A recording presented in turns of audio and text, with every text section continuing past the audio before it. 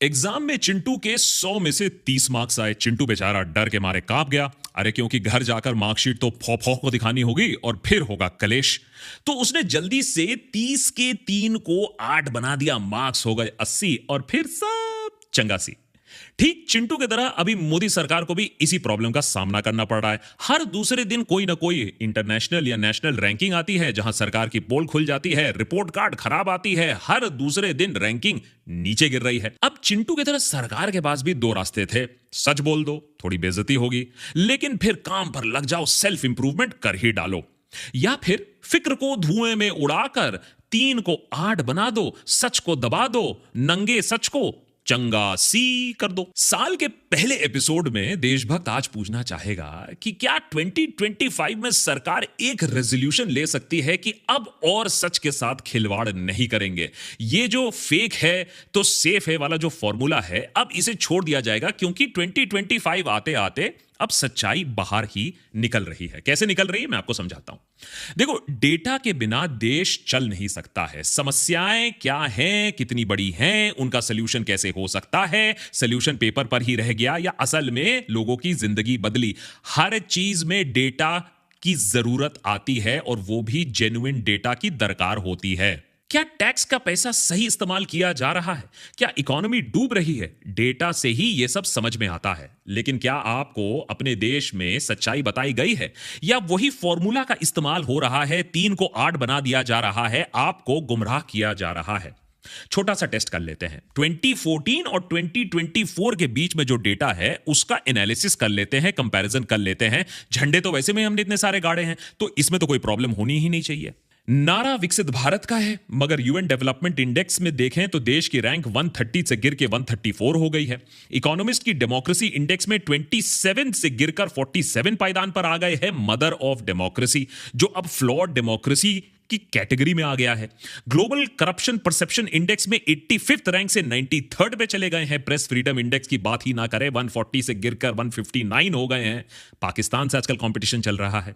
Dollar के मुकाबले रुपी 61 से 85 86 की ऑल टाइम लो पर चली गई है। किसानों की आय दुगनी तो दूर की बात है, डेटा दिखाती है कि कृषि क्षेत्र में मजदूरों की आमदनी में बढ़ोतरी ना के बराबर हुई है। और मार्च 2024 में पब्लिश हुई वर्ल्ड इनइक्वालिटी लैब की स्टडी बतलाती है, माने देश में इनकम इनइक्वालिटी यानी आर्थिक असमानता अब ब्रिटिश के जमाने तक पहुंच गई है, या उससे भी ज्यादा बदतर हो गई है। रिच और पुअर के बीच में जो डिवाइड होता है। पोल्यूशन में वैसे में ही हम विश्व गुरु बन चुके हैं, और आज देश का युवा बस पलायन पर लगा हुआ है देश से। जहां भी वीजा मिल जाए, जहां भी जॉब मिल जाए, क्योंकि यहां तो नौकरी मिलने से रही। अब नॉर्मली ऐसे नंबर्स जब सामने आते, ऐसी सच्चाई जब सामने आती, तो फिर पॉलिटिकल भूचाल आ जाता, सरकार भी सवालों के कटघरे में खड़े हो जाती। और इस समय अगर कोई प्रधानमंत्री इन सवालों का जवाब ना दे, डेटा का जवाब ना दे, तो फिर उसे भी मौनेंद्र मोदी का नाम दिया जाता, उसे भी ट्रोल किया जाता।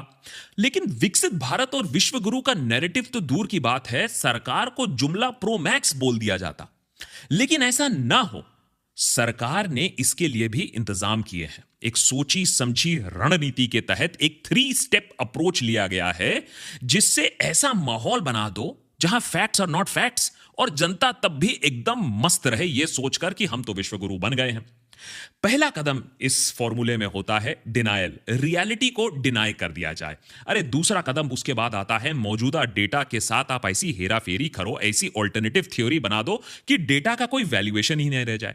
और उसके बाद आखिरी स्टेप है, अगर ये दो फेल कर जाते हैं, कि डेटा को जनता तक पहुंचने ही मत दो, बीच में ही गायब कर दो, ताकि तुम पर सवाल उठने का क्वेश्चन ही नहीं उठे। फेक है इसीलिए तो सेफ है, इसीलिए इस कार्यक्रम का यही नाम है। 2023 में ग्लोबल हंगर इंडेक्स में इंडिया की रैंक 111th आई। स्मृति ईरानी, जो अब देश की उस समय महिला एवं बाल विकास मंत्री थी, उनसे जब सवाल पूछा गया इस रैंकिंग के बारे में, तो उन्होंने जवाब दिया कि अरे सुबह से तो मैंने भी कुछ नहीं खाया है, और इतना दूर मैं ट्रैवल करके आई हूं, कॉन्क्लेव में बैठी हूं, खाना मैंने भी नहीं खाया है। ये सर्वे वाले अगर पूछे मुझसे, तो मैं भी अभी इस भुखमरी की श्रेणी में मेरा भी नाम डल जाएगा। Non profit organization concern world wide और वेल्थ हुंगर हिफर ने ये जो इंडेक्स पब्लिश किया था वो कुपोषण, child mortality, child stunting, wasting यानी पौष्टिक आहार ना मिलने पर बच्चों का हाइट और वेट रुक जाना, ऐसे अलग अलग पहलुओं पर WHO, यूनिसेफ का डेटा निकाल कर रैंकिंग कैलकुलेट किया था। बड़ी शिद्दत से काम होता है। हिंदी में बोले तो वर्ल्ड हंगर इंडेक्स भुखमरी इंडेक्स नहीं होता है कि चाय पकौड़े खा लो और इंडेक्स में आप नंबर 1 बन जाओ। मगर स्मृति ईरानी को इस सब से कोई मतलब नहीं था। डेटा की क्वालिटी पर सवाल उठाकर डेटा को नकार दो। नतीजा अब भी 2024 में इंडिया की रैंकिंग कुछ खास इंप्रूव नहीं हुई है। 105वें पायदान पर हम हैं। वैसे तो बोलने के लिए 5th हैं हम GDP में, लेकिन 105th हैं जहां तक आई हंगर इंडेक्स की बारी। वहीं 2012 में हंगर इंडेक्स पर चिंता जताते हुए प्रधानमंत्री मनमोहन सिंह ने कहा था कि ऐसा कुपोषण हमारे लिए एक नेशनल शेम की बात है। पर आज की सरकार इस प्रॉब्लम को शेम तो छोड़ो, मानने के लिए राजी ही नहीं है। लेकिन रिपोर्टर्स कलेक्टिव ने एक डिटेल्ड इन्वेस्टिगेशन किया जिससे पता चला कि सरकार ने इन रैंकिंग्स पर चिंता जताई और इसको ठीक करने के लिए तरीके ढूंढने की कोशिश भी की। नहीं, रैंकिंग्स को ठीक करने के लिए, प्रॉब्लम्स को नहीं। वैसे जब कुछ साल पहले हमारी ranking ease of doing business में इंप्रूव हो रही थी, तब सरकार उसका ढिंढोरा खूब पीट रही थी। मॉरल ऑफ द स्टोरी यह है कि सरकार को इंटरनेशनल रैंकिंग से कोई खास प्रॉब्लम नहीं है। प्रॉब्लम तब होती है जब सच्चाई सामने आ जाती है। क्योंकि प्रेस फ्रीडम इंडेक्स, इकोनॉमिस्ट का डेमोक्रेसी इंडेक्स या येल का एनवायरनमेंट परफॉर्मेंस इंडेक्स, इन सब में रैंकिंग्स खराब हो रही हैं, तो डेटा और मेथोडोलॉजी पर सवाल उठाकर रैंकिंग्स को नकार दिया जा रहा है। और यह नकार देने का रवैया सिर्फ अंतरराष्ट्रीय ऑर्गेनाइजेशंस के लिए नहीं है, यह काम हमारे इंटरनली भी यही हो रहा है। देखिए, कोविड काल के दौरान ऑक्सीजन की कमी से मौत, सरकार ने कहा ऐसा तो कभी हुआ ही नहीं है। WHO से लेकर इंडियन एक्सपर्ट सब स्टडीज दिखा रही हैं पोल्यूशन रिलेटेड डेथ्स, लेकिन यूनियन हेल्थ मिनिस्ट्री पार्लियामेंट में जाकर कहती है कि हमारे पास कोई कंक्लूसिव डेटा नहीं है कि एयर पोल्यूशन से किसी की मौत हुई है। आए दिन खबर आती है कि मैनुअल स्कैवेजिंग से लोगों की मौत हो रही है, पर सरकार राज्यसभा में जाकर कहती है कि देश में मैनुअल स्कैवेजिंग तो हो ही नहीं रहा है, सब चंगासी है। एजुकेशन मिनिस्टर ने नीट के मुद्दे पर भी कह दिया कि कोई पेपर लीक नहीं हुआ है। सुप्रीम कोर्ट ने लीक को ऑफिशियली तो नहीं माना, लेकिन यह कहा कि हां कुछ तो गड़बड़ है और ऐसे सेल्फ डिनायल में सरकार को रहना नहीं चाहिए, इससे सिर्फ प्रॉब्लम बढ़ती है। अब प्रॉब्लम डिनायल से काफी आगे बढ़ चुकी है। गोदी मीडिया को तो कंट्रोल कर लोगे, लेकिन इंटरनेशनल रैंकिंग्स को कंट्रोल करना सरकार के लिए थोड़ी सी दिक्कत साबित हो रही है। प्रॉब्लम आ रहा है और यहां आता है दूसरा तरीका। रिपोर्टर्स कलेक्टिव की हाल ही में एक डिटेल्ड इन्वेस्टिगेटिव स्टोरी आई है, लिंक मैंने नीचे देकर रखा है, उसे पढ़ लीजिएगा और डिटेल में। नेट ये स्टोरी बताती है कि सरकार की नीति आयोग के नेतृत्व में एक एजेंसी बनाई गई, global indices for reform and growth या GIRG। 30 अलग अलग अंतरराष्ट्रीय रैंकिंग्स को करीब से समझने की कोशिश की गई। करीबन 20 यूनियन मिनिस्ट्रीज और डिपार्टमेंट्स को काम पर लगाया गया। क्या काम? नहीं, जमीनी हकीकत इंप्रूव करने के लिए नहीं, इन रैंकिंग्स को समझने के लिए कि इसको कैसे क्रैक किया जा सके। ट्रैकिंग का कोर फोकस था कि देश की रैंकिंग्स को आगे बढ़ाओ, ग्राउंड रियलिटी आगे बढ़े ना बढ़े वो ठीक है, रिपोर्ट कार्ड में 3 का 8 जरूर हो जाना चाहिए। फरवरी 2020 में union women and child development secretary Ravindra Panwar ने सरकार की तरफ से वेल्थ हुंगर हिल्फा और कंसर्न वर्ल्ड वाइड को लेटर लिखा उनके डेटा के बारे में। ये ऑर्गेनाइजेशंस अपना डेटा यूएन एजेंसी से लेती हैं। यूएन एजेंसीज इंडियन गवर्नमेंट की national family health survey, sample registration system या सेंसस के डेटा उठाती है। पर सेक्रेटरी पनवार साहब ने कहा कि देखिए, ये डेटा थोड़ा पुराना है, एक काम कीजिए, आप हमारा लेटेस्ट डेटा लीजिए, कॉम्प्रिहेंसिव नेशनल न्यूट्रिशन सर्वे का। इस डेटा को अगर आप इस्तेमाल करेंगे तो आप देखेंगे 102 के आसपास से रैंकिंग उठकर 91 तक आ जाएगी, जो वैसे कुछ खास नहीं है, लेकिन कम से कम रैंकिंग इंप्रूव तो होगा। पर सेक्रेटरी पनवार को यह भी मानना पड़ा कि ये जो नया कॉम्प्रिहेंसिव नेशनल न्यूट्रिशन सर्वे है, ये पहली बार कंडक्ट किया गया है, इसका डेटा कुछ खास एक्यूरेट है नहीं, और इसीलिए इन ऑर्गेनाइजेशंस ने इस नए डेटा को, जो कि उनको प्लेट में दिया गया था, उसको एक्सेप्ट करने से, यूज करने से मना कर दिया। अब जब डेटा को बदलने का प्लान असफल हो गया तो सरकार ने मेथोडोलॉजी पर सवाल उठाना शुरू कर दिया। पहले कहा कि इतना ज्यादा बच्चों के हंगर पर फोकस क्यों करें। आरोप लगाया गया कि ये इंडेक्स बायस्ड है towards under nutrition of children. तो बेचारे इंडेक्स बनाने वालों को सरकार को याद दिलाना पड़ा कि अगर इनिशियल स्टेजेस पे शिशु को अगर आप पौष्टिक आहार नहीं दोगे तो जिंदगी भर ये फिजिकल और मेंटल हेल्थ के प्रॉब्लम्स बन जाती हैं। पर हमारी सरकार ने यह कह दिया कि चाइल्ड मोर्टेलिटी यानी कितने बच्चे 5 साल की उम्र पूरी होने से पहले मारे जाते हैं, इस आंकड़े को हंगर इंडेक्स के लिए इस्तेमाल करा ही नहीं जाना चाहिए, क्योंकि सिर्फ 45% चाइल्ड मोर्टेलिटी को न्यूट्रिशन से आप लिंक कर सकते हो। अब आप आयरोनी और हिपोक्रेसी सोचिए कि सिर्फ 45% लिंकेज है, लेकिन सरकार कहती है कि इसको इस्तेमाल नहीं करना चाहिए, जबकि ऑलमोस्ट आधा परसेंट डेटा यह दिखाता है कि आधी जो मौतें होती हैं बच्चों की, उसको डायरेक्टली आप न्यूट्रिशन से लिंक कर सकते हो। सरकार की चलती तो इस इंपॉर्टेंट डेटा को वहां से हटा ही देते, क्योंकि उनको थोड़ा बहुत बेटर रैंकिंग मिल जाता। लेकिन यह मानने को तैयार नहीं सरकार कि देश में एक सीरियस चाइल्ड न्यूट्रिशन का प्रॉब्लम है। कंसर्न वर्ल्ड वाइड और वेल्थ ह्यूंगरहाइफ ने ऐसा अपना फॉर्मूला चेंज करने से फिर से मना कर दिया। यही हुआ EIU या इकोनॉमिक इंटेलिजेंस यूनिट की डेमोक्रेसी इंडेक्स के साथ। जब इंडिया की रैंकिंग फिसल रही थी डेमोक्रेसी इंडेक्स में, तो लॉ मिनिस्ट्री ने Indian high commission in London के जरिए EIU को संपर्क किया और उन्हें कहा कि आपको हमारी सरकार के डेमोक्रेटिक रवैये के बारे में जो भी जानना है आप हमसे पूछिए ना, हम देंगे आपको डेटा, यानी हम खुद ही अपनी आंसर शीट का मार्किंग कर देंगे। EIU ने भी यह ऑफर पोलाइटली ठुकरा दिया। अब चलिए, बाहर का डेटा अगर आप इन्फ्लुएंस ना भी कर पाते तो क्या मेड इन इंडिया डेटा में एक्स्ट्रा 2AB लगाकर आप हेरा फेरी तो कर ही सकते हो। For example, house hold consumption expenditure सर्वे, ये बहुत इंपॉर्टेंट सर्वे होता है जो बतलाता है कि देश में एक एवरेज फैमिली का कंजम्पशन क्या है, वो चीजें कितना और क्या खरीद रही हैं।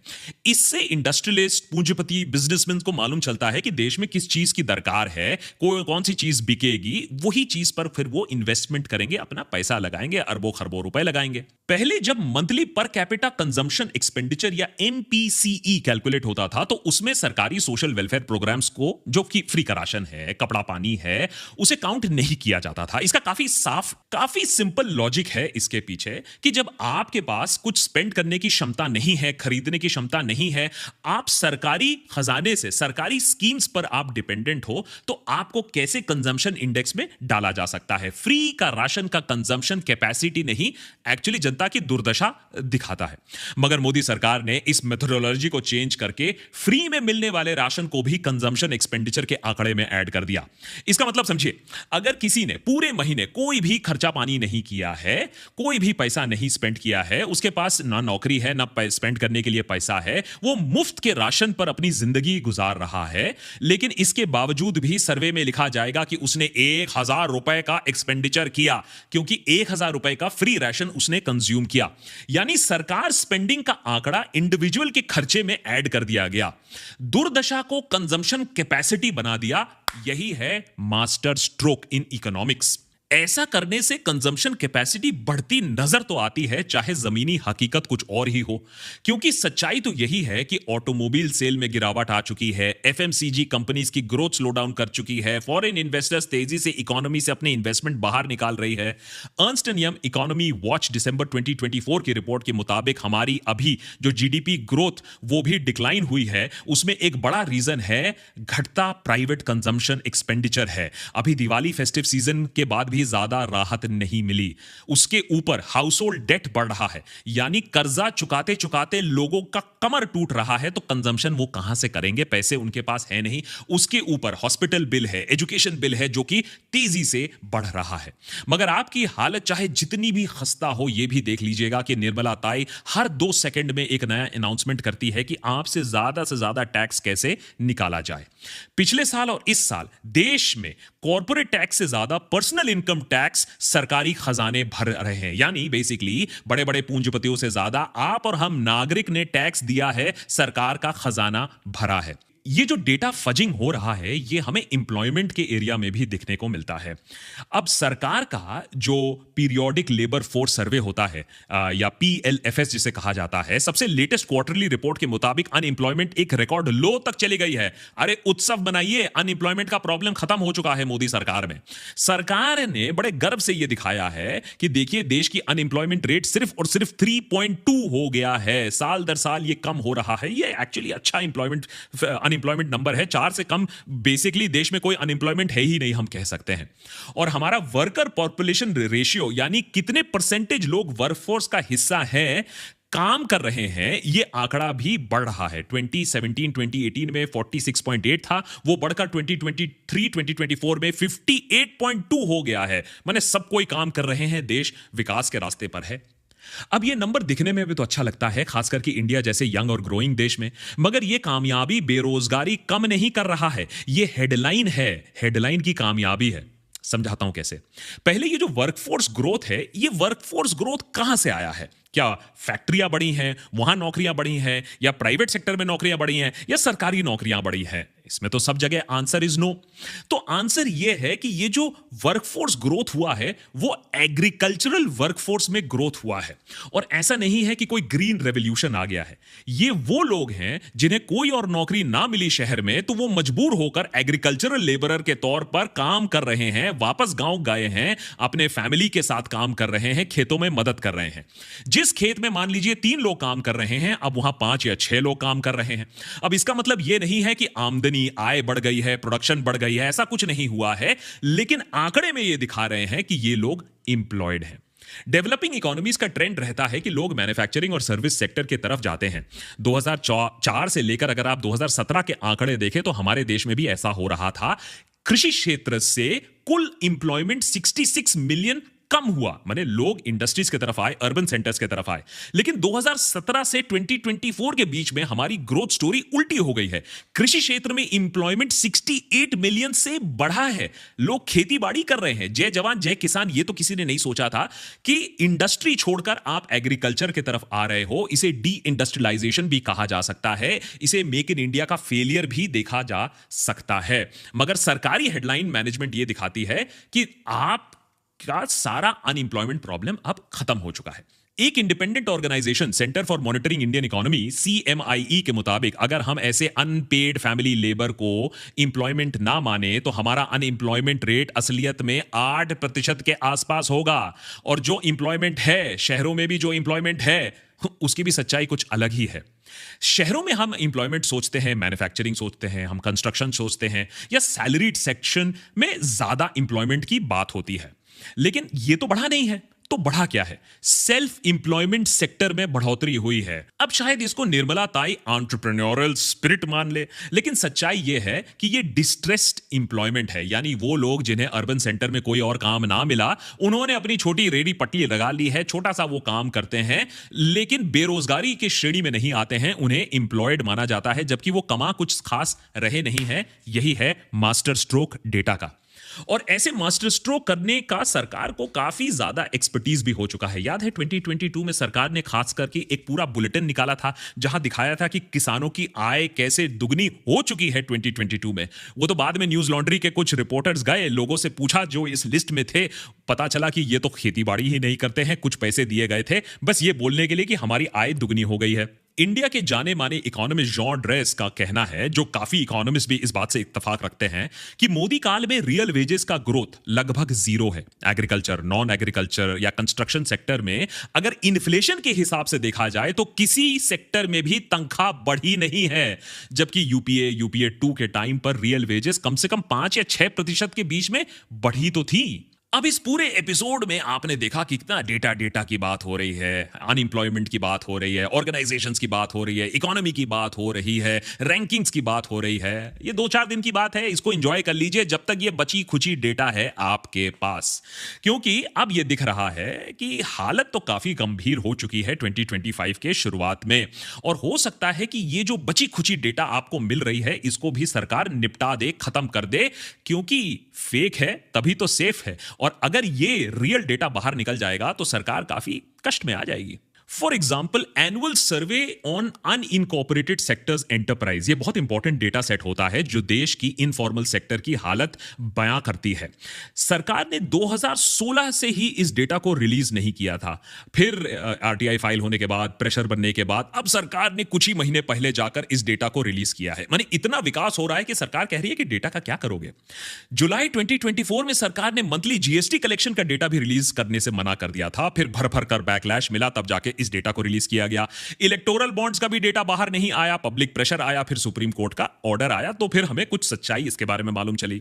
वैसे तमाम प्रेशर के बावजूद मोदी सरकार ने अभी तक सेंसस ही नहीं करवाया है। देश का सबसे इंपॉर्टेंट डेटा कलेक्शन एक्टिविटी हुआ ही नहीं। अभी भी 2011 का हम डेटा इस्तेमाल कर रहे हैं, सेंसस डेटा इस्तेमाल कर रहे हैं, और यह कहा जा रहा है कि कोविड की वजह से सेंसस नहीं हुआ। ठीक है भाई, तब नहीं हो पाया, अरे अब तो इतना टाइम निकल गया है, अब भी क्यों नहीं करवा रहे हो ये सेंसस का डेटा? सरकार ने कंडक्ट ऑफ इलेक्शन रूल्स को भी कुछ इस तरीके से अमेंड कर दिया है कि कोई भी पोल ऑफिसर का सीसीटीवी फुटेज आप नहीं मांग सकते हो। यानी चंडीगढ़ मेयोरल इलेक्शन में जो कांड हुआ अब वो पकड़ा ही नहीं जाएगा, क्योंकि वो डेटा ही बाहर नहीं आएगा। वैसे पूरे आरटीआई मैकेनिज्म को भी खोखला कर दिया गया है। पिछले 10 सालों में इंफॉर्मेशन कमिश्नर्स की अपॉइंटमेंट ही नहीं की जाती है। 4 लाख से ज्यादा केसेस अभी बैकलॉग में पड़े हुए हैं। और ऐसा हम बहुत लंबा लिस्ट आपके लिए ला सकते हैं कि किस तरीके से डेटा को फज किया जा रहा है, किस तरीके से डेटा को रोक दिया जा रहा है, किस तरीके से डेटा को डिस्क्रेडिट कर दिया जा रहा है। पर यह सब आपको गोदी मीडिया शायद नहीं बताएगा, क्योंकि वो भी इसी 3 स्टेप प्लान को फॉलो करते हैं। डेटा को या तो डिनाई कर दो, नकार दो, गलत साबित कर दो, या फिर जनता तक डेटा पहुंचने ही मत दो। 500 साल पहले की खुदाई करते रहो, अभी जो देश की खुदाई हो रही है उस पर कोई फोकस नहीं करो। अब मैं ये क्यों कह रहा हूं कि साल की शुरुआत में ये बहुत इंपॉर्टेंट है चीज कि हम भी एक प्रण लें, सरकार भी कोशिश करे कि एक प्रण ले कि ये जो डेटा के साथ जो खिलवाड़ हो रहा है, अब हम बोलेंगे कि रेजोल्यूशन लें कि हम डेटा के साथ खिलवाड़ नहीं करेंगे।